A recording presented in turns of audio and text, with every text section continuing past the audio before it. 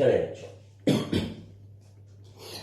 हम स्टार्ट करते हैं अपना आज 11th केमिस्ट्री का लेक्चर आगे जो हमने पहले शुरू किया हुआ था। देखिए बच्चों, लास्ट लेक्चर में हमने बोहर मॉडल एटम किया था। तो बोहर मॉडल एटम में हमने काफी कुछ डिस्कशन में ले लिया। हमने उसके क्या क्या लिया डिस्कशन में, क्या क्या क्वेश्चन कर सकते हो वो मैं बता देता हूं। पहला क्वेश्चन था कि how Bohr was able to explain stability of an atom. आप उसमें ढूंढो, आपको मिल जाएगा। वो मैक्सवेल वाली थ्योरी में मैंने आपको बता दिया था, आप वहां से पिछले लेक्चर से देख सकते हो।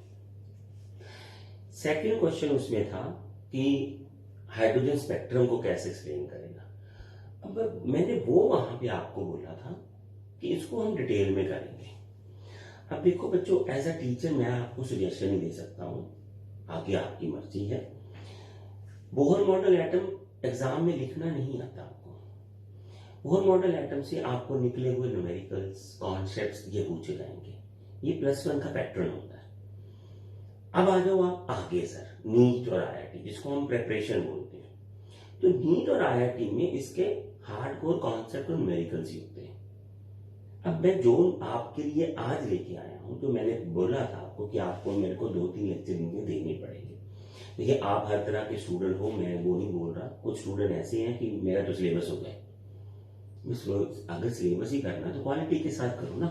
तो क्वालिटी ये है सर, आज से हम शुरू करेंगे बोहर मॉडल एटम के लिए। पहला है कॉन्सेप्ट अपना हाइड्रोजन स्पेक्ट्रम, उस पर न्यूमेरिकल्स आएंगे।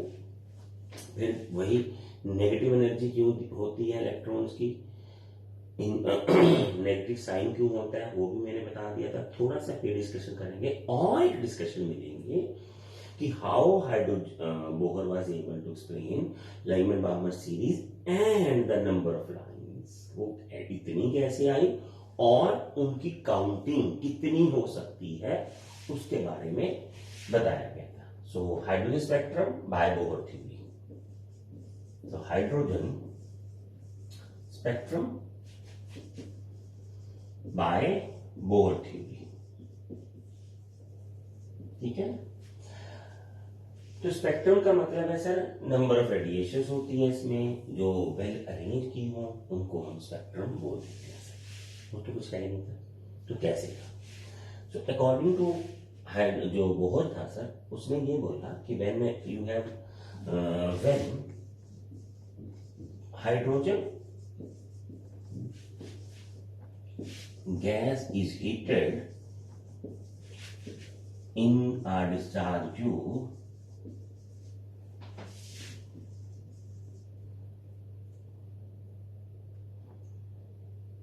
then there is excitement of electrons from various atoms of gas, H2 gas। लेते चलते इलेक्ट्रॉन सर एक्साइट हो गया, ऊपर लेवल की तरफ चला गया। जब इलेक्ट्रॉन ऊपर लेवल की तरफ जाएगा तो वो मेटास्टेबल स्टेट है। Excitement of various H2 gas atoms of various atom, electrons जो एक्साइट हो गए अलग अलग। And since excited state is metastable state, so electrons return back। Electron return back करते हैं अपनी ओरिजिनल ग्राउंड स्टेट को, टू ग्राउंड स्टेट, ठीक है। यहां एक छोटी सी लाइन वहां छूट गई है, हम लिख देते sir. So during excitement they had absorb the energy, during excitement they had absorb the energy.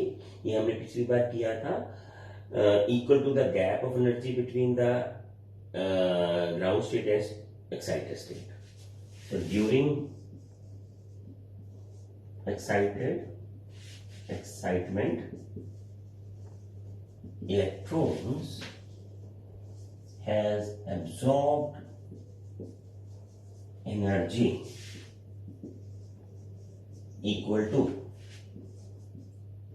E excited, ऐसे लिख देते हैं शॉर्ट फॉर्म में, माइनस ई ग्राउंड। तो इतनी एनर्जी उन्होंने एब्जॉर्ब की and during the return to ground state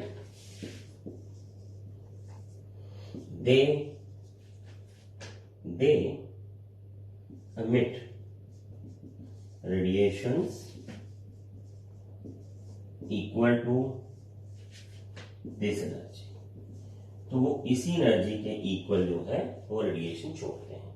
अब यहां तक तो ठीक है, रेडिएशन आती है। So this proves that electron can radiation can come out, but the question was not that. Question क्या था कि इतनी ज्यादा लाइंस क्यों आती है, कंटिन्यूस क्यों नहीं आती। तो उसके लिए सर हम थोड़ा सा इसको अभी बना लिया है, ये कर लिया है, ये थ्योरेटिकली आपको लिख लेना चाहिए, ठीक है। और ये तो आपके के पास है, अभी मैं वहां बोर्ड पे समझाता हूँ आपको, और फिर वही लिखेंगे, ठीक है सर। ये बनाना जैसे चाहिए है आपको। ये देखें सर, ये है आपका न्यूक्लियस, ये पहला लेवल, ये दूसरा लेवल, ये तीसरा लेवल, ये चौथा लेवल, और मान लीजिए ये है उसकी ग्राउंड स्टेट और यहां चला गया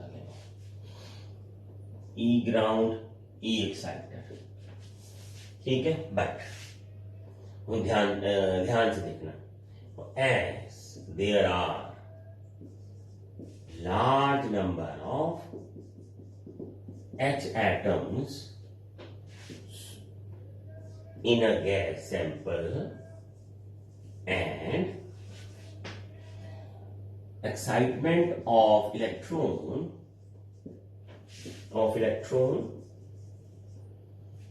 will be different in different gas, in different atom।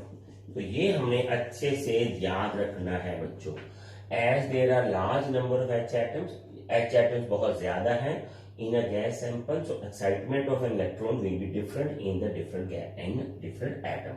तो इसका मतलब ये है कि जो इलेक्ट्रॉन का एक्साइटमेंट है वो एक एटम में मान लीजिए 7वें लेवल पे हुआ है, दूसरे में हो सकता है 8वें पे हो जाए, तीसरे पे हो जाए, 5वें पे हो जाए, क्योंकि डिपेंड करता है उसको हीट कितनी मिली है। अब सैंपल ऑफ गैस में जब आपने गैस को गर्म किया तो हर एटम सेम अमाउंट पे तो गर्म नहीं हो जाएगा ना, तो डिफरेंट लेवल पे एक्साइट हो जाएगा। ये आ गया एंड दे रिटर्न बैक।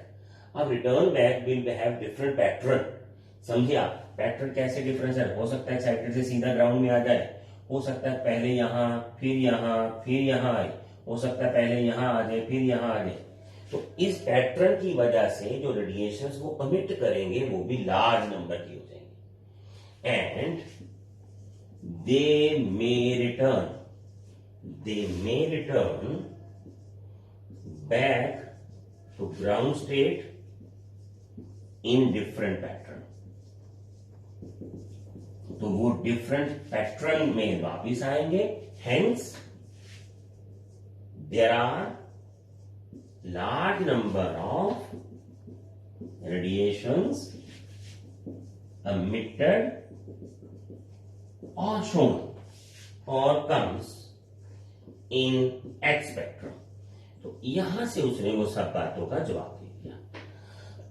देखो मैंने तो आपको पहले ही बोला था, सबसे पहले तो उसने बहुत बात जो बोल दी थी कि एनर्जी लेवल्स हैं और ये फिक्स है। अब मैं आपको उल्टा बताता हूं सर, ये तो वो है जो आपने टेक्स्ट बुक में पढ़ा है, ये तो वो है जो मैंने आपको बता दिया, ये वो है जो आप एग्जाम में लिख के आओगे। क्या ये सही है? नहीं सही है सर, ये ऐसा बिल्कुल नहीं है। हाइड्रोजन का स्पेक्ट्रम बोहर ने थ्योरी से एक्सप्लेन नहीं किया था, बल्कि अपनी थ्योरी को हाइड्रोजन के स्पेक्ट्रम के अकॉर्डिंग बनाना शुरू किया था। एक्चुअली सर उसने ये छोटी छोटी बातों को उल्टे वे में रखा था। एक्चुअली उसने यहीं से थ्योरी बनाई थी। एक स्पेक्ट्रम जो था हाइड्रोजन का वो 1882 में आ चुका था। अब उसने थ्योरी दी थी 1913 में, नियरली 31 ईयर्स का गैप था।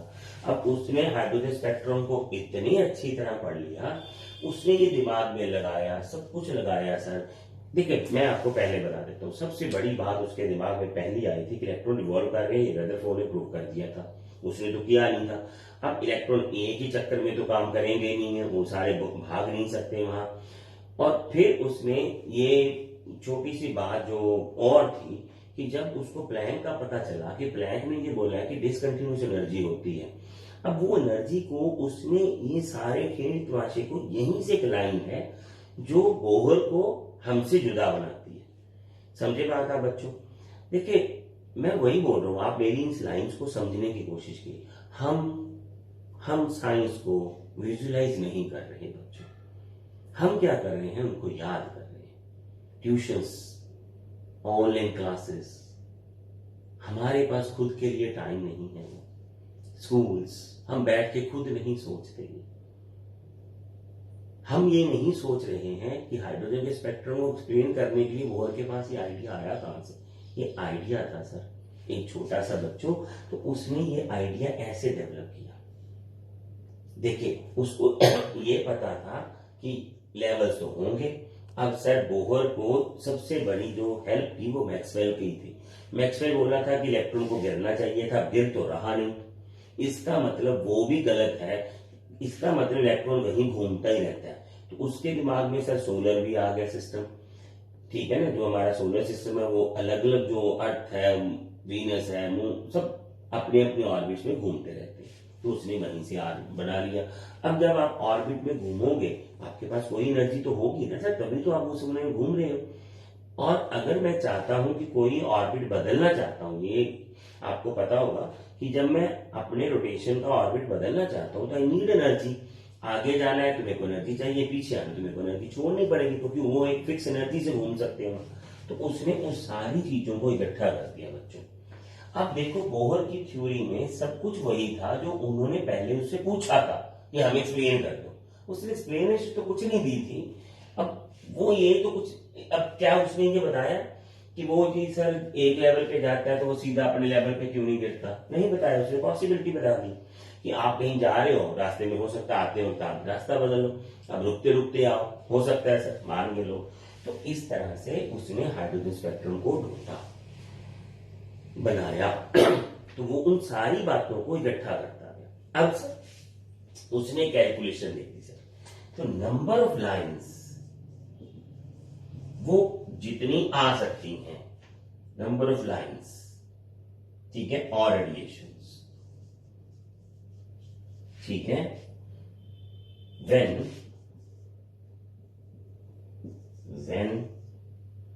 इलेक्ट्रॉन ट्रांजिट मतलब नीचे गिरना, फ्रॉम या जाना n2 to n1। तो ये आया था sir n2 minus n1 plus 1 divided by 2। तो वो कहता है इतनी लाइंस आएंगी। अरे ये कोई फॉर्मूला थोड़ी ना, पॉसिबिलिटी आप निकाल लो सर इसको। देखिए सर हम 3 से पहले पे आएंगे, ये रहा 1 2 3, क्या कितनी आ सकती लाइन? सीधा आ जाए, ये आ जाए, ये आ जाए, 3 ही आएंगी ना सर। 3 माइनस 1, 3 माइनस 1, ये तो 1 आ गया। 3 माइनस 1 कितना आ गया सर?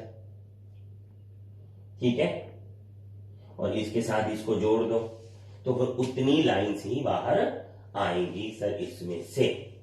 ठीक है, तो ये लेवल्स हैं जो उसने बताया था कि कितने कितने लेवल्स पे लाइंस जो हैं वो आ सकती हैं इसमें।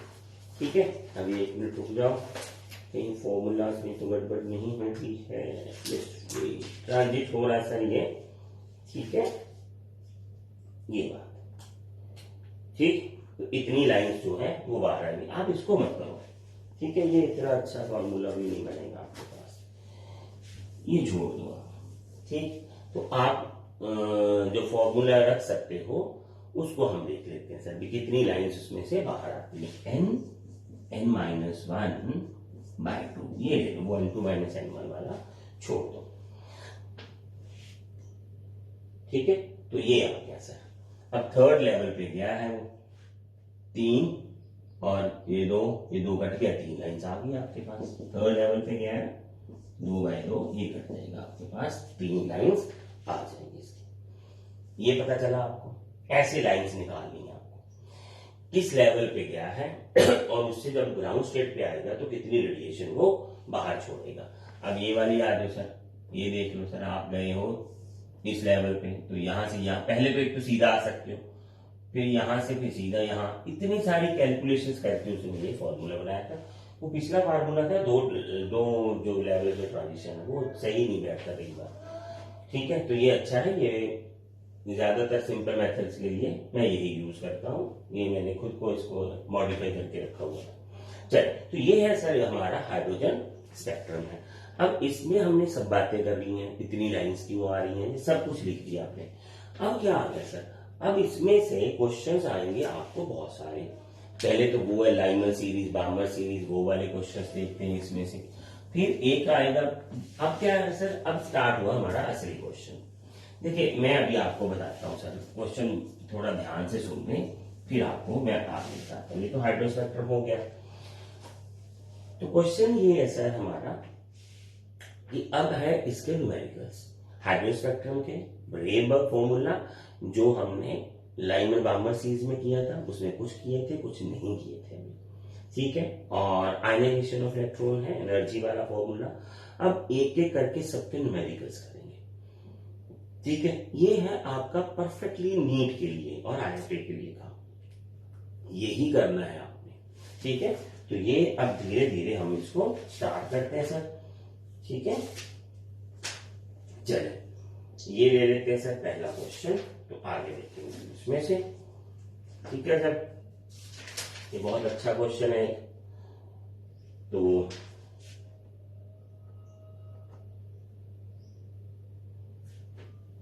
चलिए ये मैं क्वेश्चन बताता हूं आपको। क्वेश्चन क्या है sir, the electron energy in hydrogen atom means, electron, ये आप देख रहे हैं, electron energy in hydrogen atom in hydrogen atom is given by En is equal to minus 218 10 raised to power minus 18 by n square joule। ठीक है, hydrogen atom है, ये पर एटम होती है एनर्जी, ये हमने किया हुआ है। Calculate the energy required to remove करना हमें electron from n is equal to 2, what is the longest wavelength of light that can be used to cause this transition। so हमने क्या ढूंढना sir, what is longest wavelength of light that can be used for this transition। इस transition के लिए कौन सी longest wavelength हम use कर सकते हैं, ये क्वेश्चन ही समझने वाला है बच्चों आपके लिए। क्वेश्चन ये है सर कि हमारे पास एक इलेक्ट्रॉन है, ऐसे ये घूम रहा है और ये इनफिनाइट ऑर्बिट है, हमने 2 से इसको इनफिनाइट पे लेके जाना है। समझे बात? तो आपको जो एनर्जी सप्लाई करनी पड़ेगी वो कितनी करनी पड़ेगी, E infinity minus E of 2। ये मैंने आपको तब भी बताया था, पिछली बार बताया था कि ट्रांजिशन करने के लिए आपको जो बाहर से एनर्जी सप्लाई करनी पड़ेगी वो E इंफिनिटी माइनस E2 होती है, दोनों को माइनस कर दो, इतना गैप आ गया। अब सर ठीक है, अब प्लैंक्स की थ्योरी आ गई सर, तो एनर्जी को किस रूप में लिख सकते हैं हम, एच न्यू, तो ये आ गया E इंफिनिटी माइनस E2, तो एच न्यू को हम एच सी बाई लैम्डा लिख सकते हैं, E न्यू ये, तो ये निकालना सर बेसिकली हमें ये वेवलेंथ। उसने ये बोला है कि लॉन्गेस्ट वेवलेंथ कितनी हो सकती है, अब ये इससे तो वेवलेंथ ही आएगी जो आएगी लॉन्गेस्ट, तो H C by E infinity minus E2 equal to wavelength. H Planck constant है, ये आपको मैंने वैल्यूज दे रखी हैं पहले भी, तो हम यहाँ लैम्डा की कुछ वैल्यूज फिल कर देते हैं, 6.626 10 raised to minus 34 3 into 10 raised to 8, ये 0 ये माइनस, और minus 2.18 10 raised to power minus 18 by 2 का स्क्वायर, और ये आ जाएगी आपके पास वेवलेंथ का answer 3.6 into 10 raised to power -7 metre. तो ये वेवलेंथ। अब क्वेश्चन अभी डिस्कशन खत्म नहीं हुआ, ये तो आंसर है sir. So what is the wavelength longest, तो ये कहां से वर्ड आया सर? ये फोटो इलेक्ट्रिक इफेक्ट है अपना। फोटो इलेक्ट्रिक इफेक्ट में हमने ये पढ़ा था कि अगर आप उस रेडिएशन, एनर्जी वाली रेडिएशन जो है किसी सरफेस पे टकराएंगे तो वो वहां से इलेक्ट्रॉन को एक्साइट कर सकती है। कैसे कर सकती है सर? ये देखिए, अगर उस वेवलेंथ के पास इतनी एनर्जी हुई तो वो इसको इंट्रांजिट कर सकती है, बाहर लेके आ सकती है। Electron energy atom calculate the energy required to remove the electron from n2। हमें रिमूव करना है तो इसका मतलब इंफिनिटी पे लेके जाना एनर्जी लेवल पे, ठीक है। तो इतनी वेवलेंथ लाइट, आपको ये पता है फोटो इलेक्ट्रिक इफेक्ट में हमने ये पढ़ा था कि when A light from a suitable wavelength strikes electron ejector. अगर आप इतनी वेवलेंथ वाली लाइट को, एनर्जी को फॉल कराएंगे तो वो जस्ट एक्साइट हो जाएगा, ये उसकी आयनाइजेशन एनर्जी बनेगी, जस्ट सरफेस पे आएगा, भागेगा नहीं, ये भागेगा नहीं, इसकी काइनेटिक एनर्जी नहीं होगी, क्योंकि जितनी वेवलेंथ आपने कैलकुलेट की है वो उसकी एनर्जी को इन्फिनिटी से 2 तक ले जाने के लिए, सिर्फ इन्फिनिटी लेवल मतलब है सरफेस पे आ जाएगा। ये ध्यान रखना आपने। तो ये फोटो इलेक्ट्रिक इफेक्ट वाला फंडा है जो यहाँ यूज हुआ है। समझ लगी बात आपको? चलिए आगे देखते हैं सर इसके एक क्वेश्चन और, तो कुछ बातें आगे करते हैं इसके साथ, ठीक है। तो वो कौन कौन सी बातें हैं धीरे धीरे हम करते जाएंगे इसकी बातें। अब ये न्यूमेरिकल्स की डिस्कशन है थोड़ी सी, ये कर लेते हैं सर। तो ये आ गया आपके पास क्वेश्चन, ठीक है। तो एक क्वेश्चन और ले लेते हैं सर इसमें से।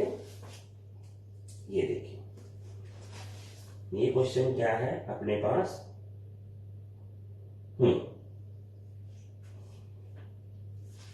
ये देखते हैं सर क्वेश्चन। क्वेश्चन क्या है sir? What are the frequency and wavelength of photon emitted during transition of n5 to n5? So what are wavelength, ठीक है, and frequency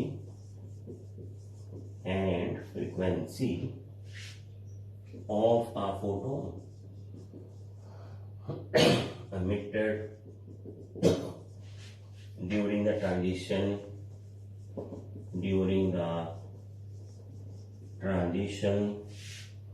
from n equal to 5 to n is equal to 2, ठीक है। तो यहां से हमने wavelength होनी, देखिए मैंने शायद हो सकता है ये फार्मूला आपको करवा दिया हो, नहीं करवाया तो आप समझ लीजिए, ठीक है। तो वो डेल्टा ई सर गैप है सर हमारे पास, तो ये आ गया 5 माइनस 2.18 10⁻⁻18 बाय n2 का स्केयर, माइनस 2.18 10⁻⁻18 बाय n1 का स्केयर। ये होता है ट्रांजिशन सर हमारा, ठीक है। ये ध्यान रखना आपको, ये ट्रांजिशन है सर हमारा, ठीक है ना। इस लेवल की एनर्जी और इस लेवल की एनर्जी का गैप, तो माइनस ही करेंगे ना एनर्जीज को, तो गैप आ जाएगा अपने पास, तो डेल्टा ई सर। अब ये माइनस माइनस तो प्लस हो गया, और इसको तो सर बाहर ही ले जाओ ना आप, छोड़ो इसको, ये आ गया 1/n² माइनस 1/n²। तो जो एनर्जी बाहर आती है सप्लाई करनी पड़ेगी n2 to n5, जो बाहर आएगी ये एनर्जी बाहर आएगी हमारे पास, ठीक है ना। 2 से 1 पे फॉल किए हम, 2 से 1 पे फॉल किए, तो ये एनर्जी बाहर आएगी हमारे पास, ठीक हो गया। चलिए इसको सर hc/λ, ये तो फ्रीक्वेंसी और लैम्डा का रिलेशन है सर। तो यहां से आपको बहुत सारे ऐसे क्वेश्चन मिलेंगे।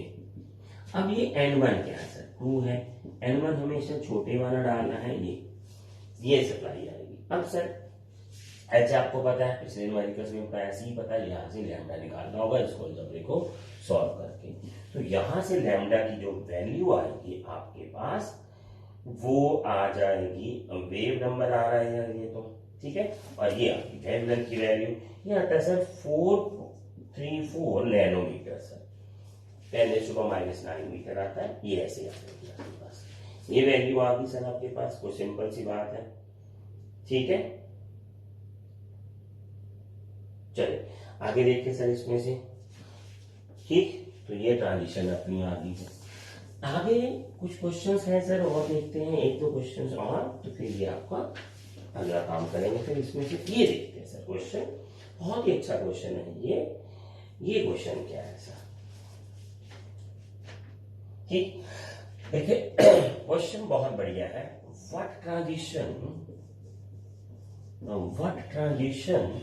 इन हाइड्रोजन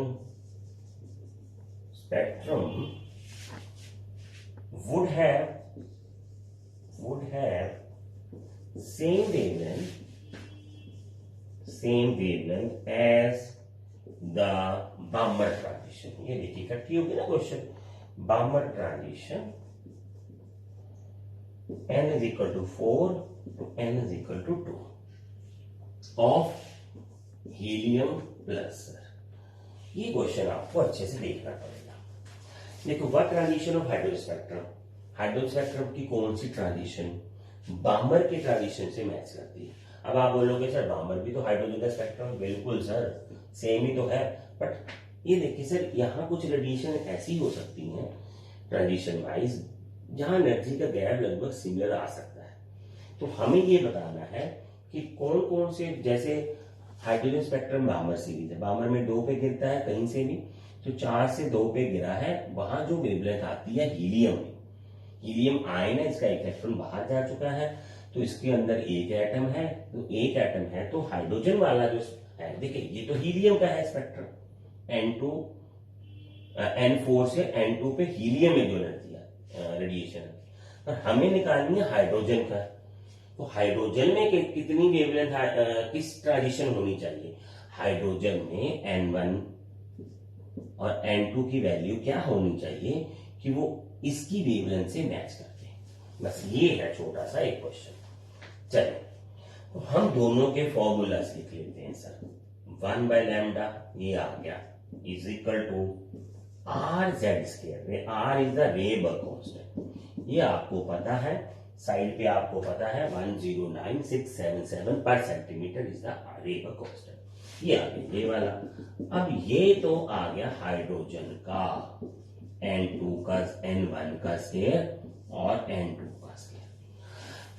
देखो दोनों वेवलेंथ सेम है. यहां देखिए सर, एटॉमिक नंबर ले लिया, यहां R आएगा, तो दोनों को इक्वेट कर दो. तो इक्वेशन से ये बना N1 का स्क्वायर N2 का स्क्वायर इक्वल टू, ये क्या आ गया सर, ये आपके पास आ गया 4 और ये आ गया 4 माइनस 60. ये आ गया आपके पास. समझे बात है. अब क्या है सर, हमें तो N1 N2 दोनों की वैल्यू चाहिए. देखते जाओ बस. आप यही क्वेश्चन आपको वहां ऐसे समझने हैं. ये 4 अंदर जाएगा तो 1 बाय 1 माइनस 4 आ गया. अब ये कब हो सकता है सर, अगर N1 को हम 1 ले लें, N2 को हम 2 ले लें. यानी Balmer series of helium ion and Lyman series of hydrogen ion, both are same. Hydrogen atom both are same wavelength sir. ये दोनों तभी इक्वल होंगे ना सर. ये देखिए अगर यहाँ 1 का स्केयर 1 और 2 का स्केयर 4 तभी आएगा, तो N1 और N2 की वैल्यू. ये ट्रांजिशन आ गया अपने पास. सो उसने क्या बोला था, what transition of hydrogen spectrum would have same wavelength. Hydrogen spectrum में कहां से गिरना आपको, 2 से 1 में, as the Balmer transition of helium atom. Helium का बात ये थी सर. ये देखो 4 आ गया, अंदर जाके ऐसे करना आपको ये question.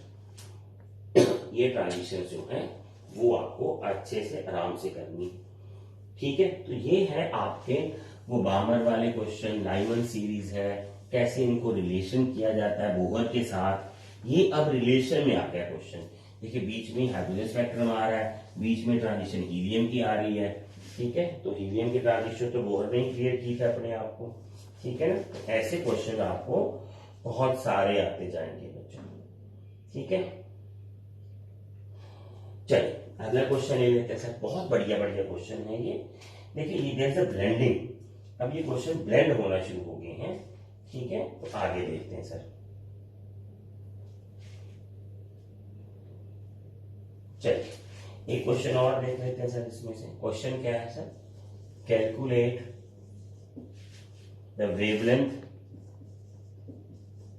the wavelength for emission transition if it starts from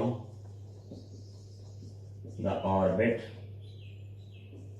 having radius 1.3225 nanometer